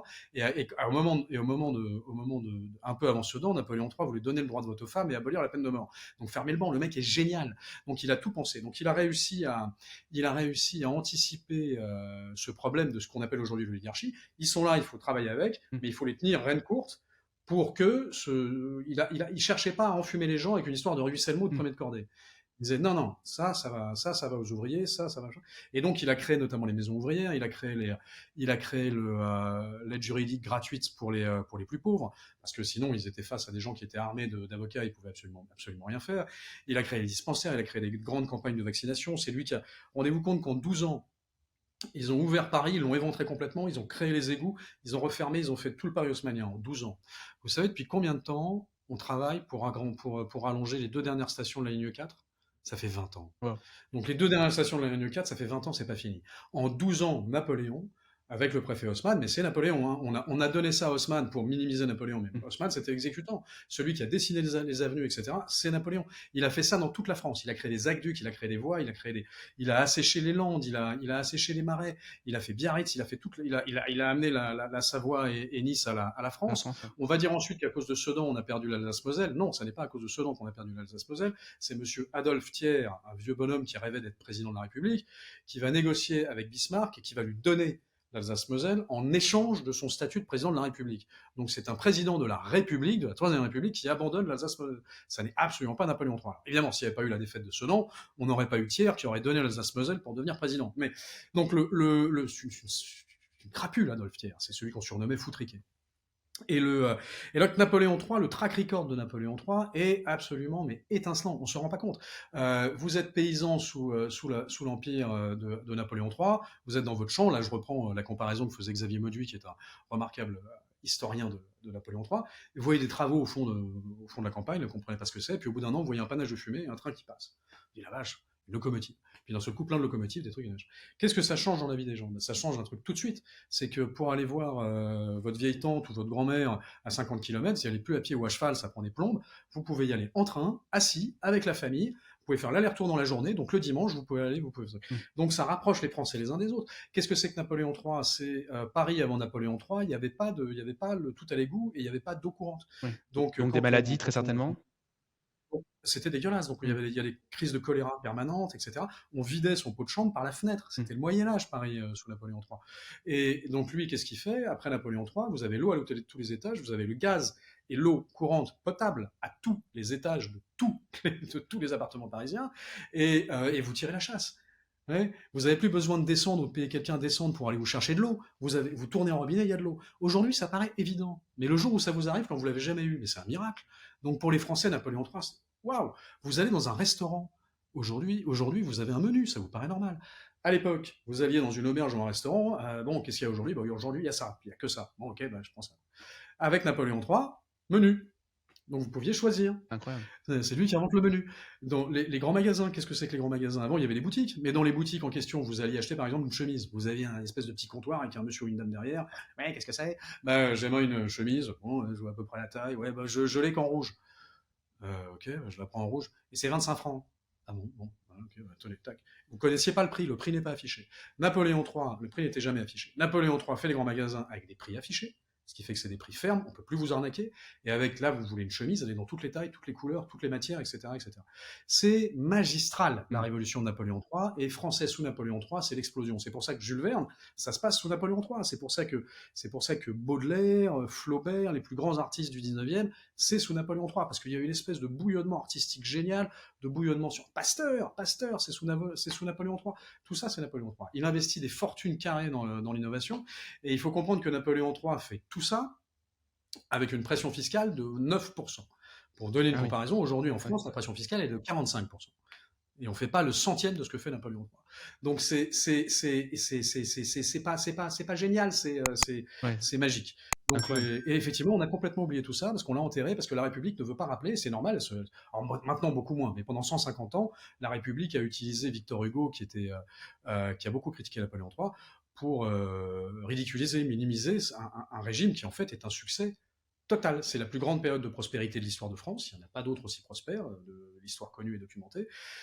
C'est un succès complet. Alors évidemment, on résume ça à la fête impériale, avec les grands bals, etc., etc. Mais s'il y a des grands bals et des fêtes impériales, c'est parce que le pays est extrêmement prospère. Il est prospère parce qu'il y a une stabilité monétaire gigantesque liée au franc germinal hérité de Napoléon Ier et liée à la Banque de France que Napoléon III va nationaliser. Et Napoléon III est un véritable économiste, contrairement à certains ministres de l'économie actuels.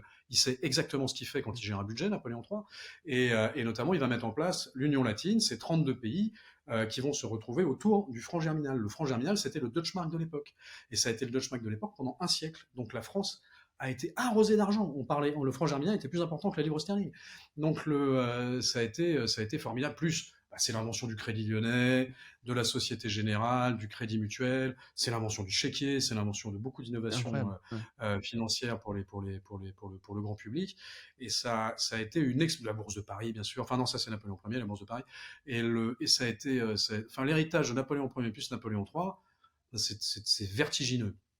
Et Napoléon III, malheureusement, donc Sedan, ça va très mal se passer, il va perdre contre les Prussiens, et sa postérité va être salie et conchiée littéralement par Victor Hugo. Pourquoi?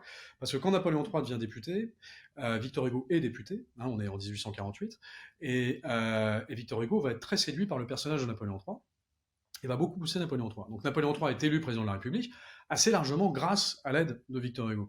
Et donc Victor Hugo s'attend assez légitimement à être nommé Premier ministre du président Napoléon III, du président Louis-Napoléon Bonaparte, qui n'est pas encore empereur.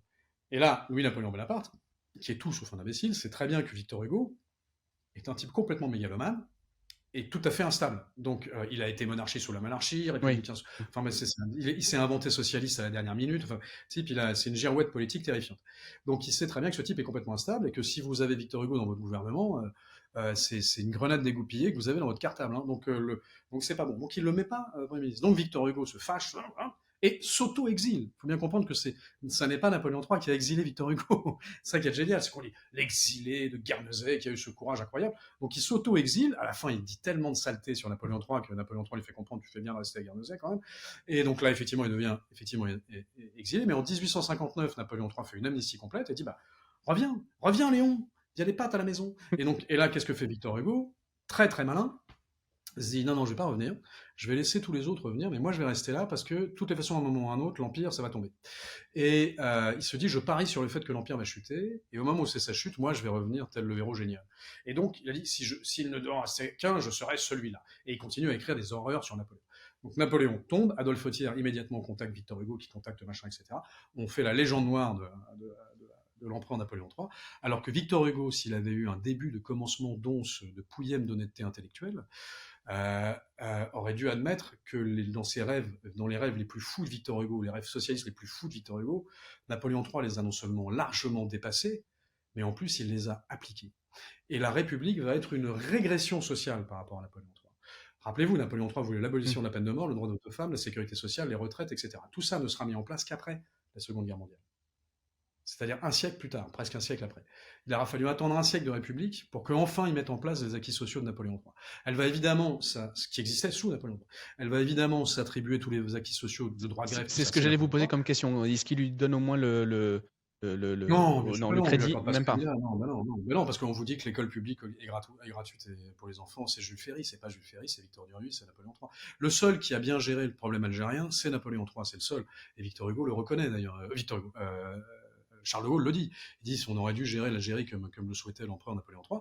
Comme ça n'était pas une dictature, c'était un gouvernement autoritaire, mais pas du tout une dictature, Napoléon III n'a pas réussi à circonvenir les lobbies colonialistes à l'époque, essentiellement des lobbies de propriétaires d'Ancien Régime, et parce qu'il voulait mettre fin à cette espèce de système d'indigénat avec un apartheid vis-à-vis des Algériens et des Français qui avaient plus de droits. Il voulait que ce soit droits égaux, machin, etc. Il voulait plus que ce soit une colonie, mais un protectorat.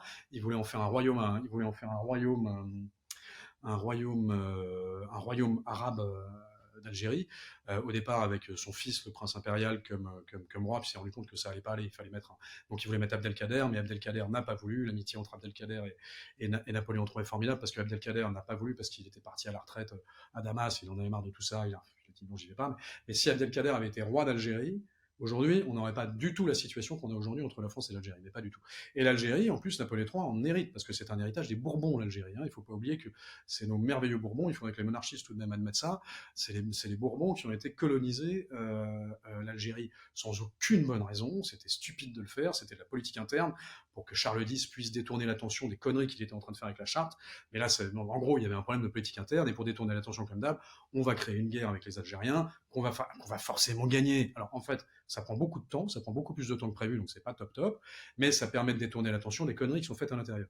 Et derrière, après Charles X, Louis-Philippe va continuer une colonisation assez dure sur l'Algérie, et Napoléon III hérite de la situation et essaie de l'améliorer. C'est le seul chef d'État français qui a passé 1 mois et demi en Algérie pour aller vérifier comment tout se passait, comment ça marchait, etc., etc. Encore aujourd'hui, en Algérie, quand les femmes se marient, ça a été comme ça pendant très très longtemps, mais encore aujourd'hui, elles s'offrent entre elles, on leur offre des ceintures ou des colliers avec des Napoléons d'or, avec le profil de Napoléon III. Pourquoi ? Parce que c'est un signe de prospérité, de chance et de respect. Il faut comprendre qu'encore aujourd'hui, l'image de l'empereur français Napoléon III en Algérie, pendant les mariages, est considérée comme un symbole de prospérité, de respect et de chance, qui éloigne le mauvais œil. Donc, voilà. Ils mettront pas le profil de François Mitterrand ou de qui que ce soit, ça porte pas chance, ça. Et celui d'Emmanuel Macron, certainement pas, puisque là, les relations avec l'Algérie sont mauvaises, mais c'est pas entièrement, on peut quand même pas tout faire porter sur Emmanuel Macron, mais voilà, Napoléon III, c'est magistral, complètement magistral, et c'est totalement. C'était ce que j'allais vous demander. Si on doit donner un adjectif pour Bonaparte pour Napoléon Ier et pour Napoléon III, lesquels ils seraient? Alors, Napoléon Ier, je dirais gloire et grandeur. Et Napoléon III, je dirais prospérité et justice sociale. C'est gloire et grandeur sous Napoléon Ier, c'est stabilité, gloire et grandeur, parce qu'il a stabilisé ce pays quand même, Napoléon Ier, il a mis les fameuses masses de granit qui organisent ce pays aujourd'hui, et avec le code civil, il a mis, tout le monde était... Napoléon Ier, c'est vraiment l'égalité, son truc. Napoléon III, c'est la justice sociale et la prospérité. Donc, et de façon indiscutable. Hyper intéressant.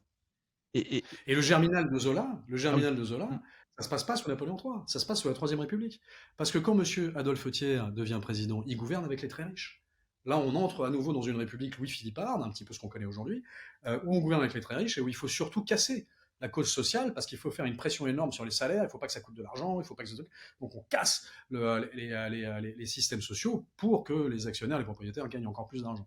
Donc ça, c'est monsieur Thiers qui met ça en place et la République va le conserver très très longtemps. Et Germinal, c'est sous la Troisième République, c'est pas sous le Deuxième Empire. Vous aviez à Paris, je ne sais pas si vous connaissez à Paris, ce qu'on appelle le bouchon chartier, le principe des bouillons. Oui. Et le bouillon, en fait, c'est des restaurants ouvriers. Quand Napoléon III pense Paris, il y a une grosse population ouvrière à Paris. Et il veut que les ouvriers puissent avoir des repas équilibrés, normaux, pour un 60e du salaire ou un centième du salaire, je ne sais plus, entrée, plat, dessert, vin. Et donc il fait faire des grands bouillons, et il veut que ce soit dans des endroits spectaculaires, avec de très beaux tableaux. Et donc c'est toujours dans des cadres tout en or, avec des très beaux tableaux. Il en fait 200, il y en a 200 à Paris. Il en fait 200 à Paris, c'est énorme. Aujourd'hui, des bouillons, il en reste 6 ou 7, et les très grandes brasseries qu'on a sont d'anciens bouillons, qui sont magnifiques, sont d'anciens bouillons. C'était pour les ouvriers, c'était des restaurants pour les plus faibles. C'est quand même incroyable Ouais, quand on c'est y sûr. pense. Donc, les jardins publics. Napoléon III, c'est le jardin de Vincennes, c'est le bois de Boulogne, c'est évidemment les buttes de Chaumont, c'est pratiquement tous les jardins de Paris en dehors du jardin des Tuileries et du palais du Luxembourg. Et pourquoi est-ce que c'est une révolution de faire des jardins? Il y avait des jardins à Paris avant. C'est parce que Napoléon III va autoriser le peuple à aller dans les jardins. Avant, c'était réservé aux aristocrates. Maintenant, on peut aller en famille se promener dans les jardins. C'est-à-dire que votre dimanche, vous le passez au but de Chaumont, vous le passez au bois de Vincennes. Ça change tout pour les familles. Alors qu'avant, c'était réservé aux aristocrates. C'est pour ça que c'est Georges Sand qui disait Napoléon, c'est le luxe pour tous. Napoléon III, c'est le luxe pour tous. Et c'est sous Napoléon III, d'ailleurs, que les grandes maisons de luxe vont exploser. Louis Vuitton, n'oublions pas, était le maltier, je crois qu'il faisait partie des couturiers des maroquiniers de l'impératrice Eugénie. Et Eugénie lui a dit, écoutez, Louis, vous devriez faire des malles. Et c'est devenu les malles Vuitton et c'est devenu LVMH.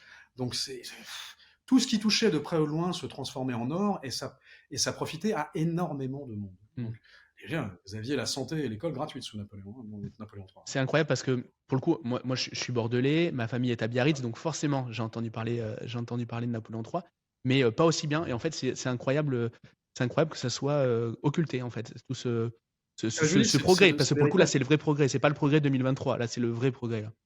Le vrai progrès social. C'est et puis surtout en 18 ans, parce que ce qu'il y a, c'est que c'est vraiment ça, l'essence du bonapartisme. Qu'est-ce que c'est? L'essence du bonapartisme, c'est de sentir les progrès qui sont en train d'arriver, les progrès technologiques, les progrès sociaux, les progrès humains. Il faut les sentir, il faut les accompagner et il faut les accélérer. Et vous voyez que Napoléon Ier, par exemple, il met toutes ces masses de granit, son code civil, l'organisation de toutes les institutions, et du baccalauréat à la préfectorale, en passant par le découpage en arrondissement, canton, département, etc. Tout en 4 ans. 4 ans. C'est complètement dingue. Napoléon III révolutionne totalement la France, la fait entrer dans la modernité la plus totale, en fait la première puissance économique mondiale en 18 ans. Donc c'est ça. C'est imbattable. Ah oui, il n'y a aucun autre souverain qui a des track records aussi impressionnants et coup de peau formidable, les deux, Louis-Napoléon Bonaparte. Il doit y avoir une raison. C'est génial. Merci beaucoup. Parce qu'en fait, vous transmettez votre passion, on la sent, et c'est vraiment top. Merci beaucoup pour ce partage. Et moi, je me posais une question quand on s'appelle Murat, quand on est prince, qu'on a aussi cet héritage. Comment ça se passe quand on est jeune? Est-ce que la passion, peut-être, je ne sais pas si vous avez des frères, des sœurs, et comment ça se passe tout ça? Très honnêtement, jeune, c'est pas. Alors, si vous voulez savoir si j'ai reçu l'éducation d'un prince avec des précepteurs dans des grands châteaux, ou au moins ce devoir de transmission comme vous faites là, ce devoir comme vous faites là. En revanche, jeune, il se passe un truc très simple, c'est qu'en fait, jeune, toute personne qui est dans, quelle que soit la famille, ça peut être une famille royale, ça peut être une famille de grands, de grands commis de l'État très connus, quand vous vous appelez De Gaulle, quand vous vous appelez Debré, quand vous vous Hmm. appelez, ouais, il y a des grands noms comme ça qui J'étais résonnent à dans l'école l'histoire avec de un France. Giscard, moi, ou le Voilà, par petit-fils, exemple. voilà, je le connais. En fait, le truc, c'est le truc qui vous pèse un peu, forcément. Pourquoi? Parce que, alors, quand c'est avec l'épopée impériale, c'est encore plus vaste. C'est que vous avez forcément, quand vous êtes un prince d'Orléans, un Bourbon, un truc, vous avez forcément, quand vous êtes jeune, un syndrome d'imposture. C'est normal. Parce que vous pouvez pas vous empêcher de vous dire, oui, enfin, j'ai quand même pas fait grand chose pour mériter un nom pareil et pour mériter un héritage pareil. Donc, la première chose à faire, c'est de vous débarrasser de ce syndrome d'imposture. Donc, chacun trouve sa méthode pour s'en débarrasser. Certains n'y arrivent jamais.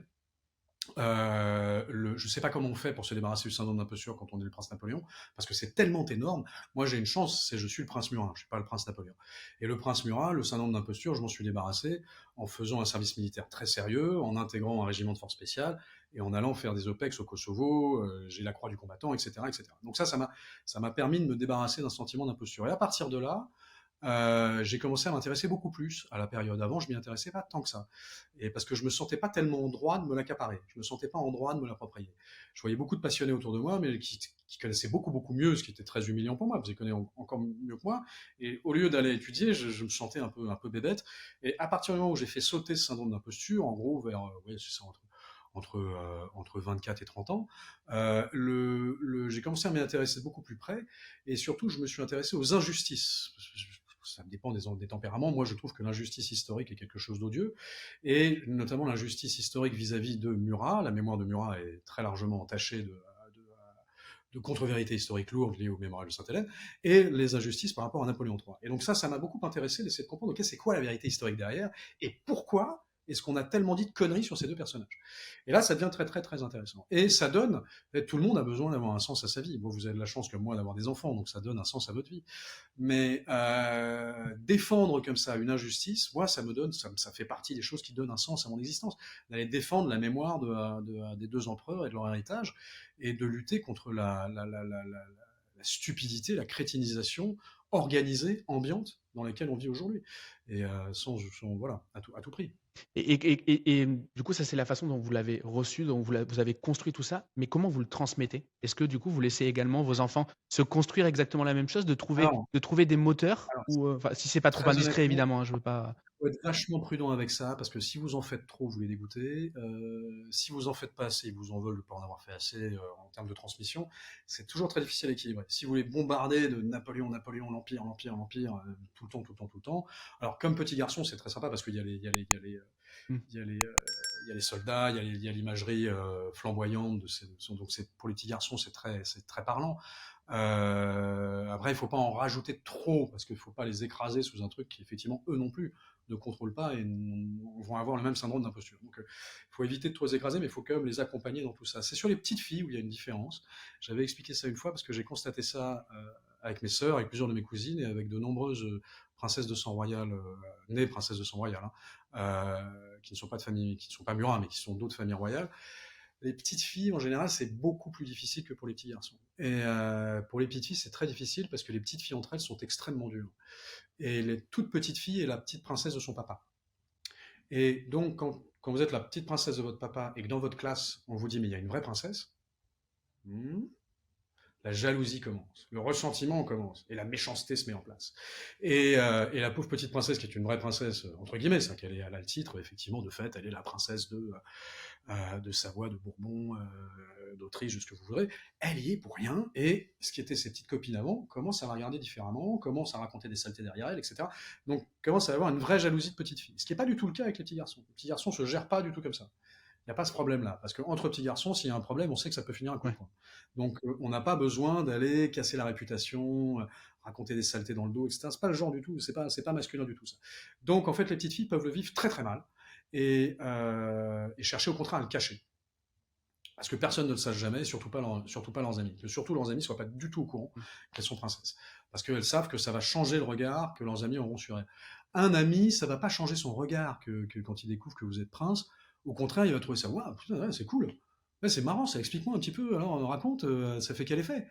Une fille, ça va être, ah ouais, d'accord, alors t'es une princesse. Ouais. Ah ouais, c'est chouette, c'est bien, tant mieux pour toi. Tant mieux pour toi. Voilà, donc il y a une jalousie qui se met en place. Pas du tout avec les garçons. Donc c'est plus difficile, c'est beaucoup plus difficile pour les petites filles. Donc dans la construction d'une petite fille, je le vois avec ma fille. Ma fille m'a toujours interdit de raconter à qui que ce soit qu'elle était la princesse Elisa Murat. À aucune de ses amies, même pas à ses professeurs, rien du tout. Elle m'a dit non, papa, je veux surtout pas qu'on sache. Et, Ok. Je sais pas si c'est bien ou triste, ou en tout cas c'est comme ça. En tout cas, c'est une belle maturité de dire c'est comme ça, c'est son choix, donc c'est trop bien. Et puis en plus, attends, il y a quand même pire dans la vie que d'être une princesse ou d'être un prince. C'est sûr. C'est pas exactement. Oui. Le premier gars qui va me dire ah non, prince c'est dur. Non. Oui. Mettez-lui une baffe. Oui. Attendez, non, c'est pas vrai. C'est pas dur. Tu te prends en main, tu apprends un peu ton histoire personnelle, tu construis les épaules, tu fais des pompes le matin, et ça va aller. Hein, donc, et tu verras, le fait d'être prince, ça va te faciliter quelques trucs quand même. Parce que le fait d'être prince, c'est ce que disait Blaise Pascal. Blaise Pascal disait aristocrate, c'est 20 ans facilement gagné. À l'époque, il parlait des aristocrates d'Ancien Régime, bien sûr, Blaise Pascal, parce que c'est le XVIIe siècle. Mais c'est vrai, c'est-à-dire quand vous avez un nom connu ou un truc, vous arrive, on vous donne forcément un capital confiance que vous n'avez pas si on ne vous connaît pas. Mais là, on ne vous connaît pas, mais vous avez un capital confiance. C'est quand même pas mal. C'est non nul comme point de départ. Merci pour ce partage et merci pour cet épisode. J'ai appris plein de choses et puis en plus j'ai passé un super moment. J'espère que vous aussi. Merci à vous, Gérald. Oui, c'était très chouette. Super. Est-ce qu'il y a un endroit en particulier où on peut vous retrouver, où on peut peut-être voilà, suivre votre actualité? Je n'ai pas de. Alors oui, j'ai un compte Instagram. Je viens d'ouvrir un compte TikTok. Je ne l'ai pas fait jusque-là, mais je viens d'ouvrir un compte TikTok. Je suis assez actif sur mon compte Instagram. Normalement, je ne parle que de choses relatives à rien du domaine privé. Je ne parle que de choses relatives à l'Empire et aux événements impériaux et à la mémoire impériale. Je fais pas mal de. Si vous cherchez sur YouTube, il y a pas mal de. C'est pas des vidéos de moi, c'est des vidéos de t'accueillir maintenant. J'ai intervenu sur de nombreuses plateformes depuis 2021. Et vraiment, mon arrivée sur tout ça, c'est 2021. C'est parce qu'il fallait défendre Napoléon et que le Livre Noir m'a proposé de m'exprimer sur 2021. Ça a très bien marché, donc d'autres personnes m'ont appelé après et ça a fait boule de neige. Et depuis, je le fais, quoi. Super. On mettra tous les liens. Et d'ailleurs, j'ai vu l'entretien chez Livre Noir, l'entretien. Et du coup, une fois de plus, merci beaucoup, Prince, pour d'avoir accepté l'invitation et de nous avoir expliqué tout ça, d'avoir été transparent aussi, c'était top. Et du coup, n'hésitez pas à suivre du coup l'Instagram du Prince. N'hésitez pas aussi à remercier nos invités, Christopher, le Prince. Et je vous dis à très bientôt. Merci Gérald, au revoir. À bientôt, au revoir. Ça y est, l'épisode est terminé. Si t'es encore là, c'est que l'échange avec mon invité t'a certainement plu. Et la meilleure façon de le remercier, de me remercier, c'est de nous mettre un like ou un commentaire sur YouTube, ainsi que 5 étoiles sur Apple Podcast. Comme je te l'ai déjà dit, ça nous amène de la notoriété et ça nous permet d'avoir encore plus d'invités toutes les semaines à te proposer. N'hésite pas à me suivre et à me contacter sur les réseaux sociaux. Je réponds à tous les messages et je suis à ta disposition si tu veux discuter des différents sujets du podcast. J'ai plus qu'à te remercier pour ta fidélité. C'était Gérald. Bonne semaine.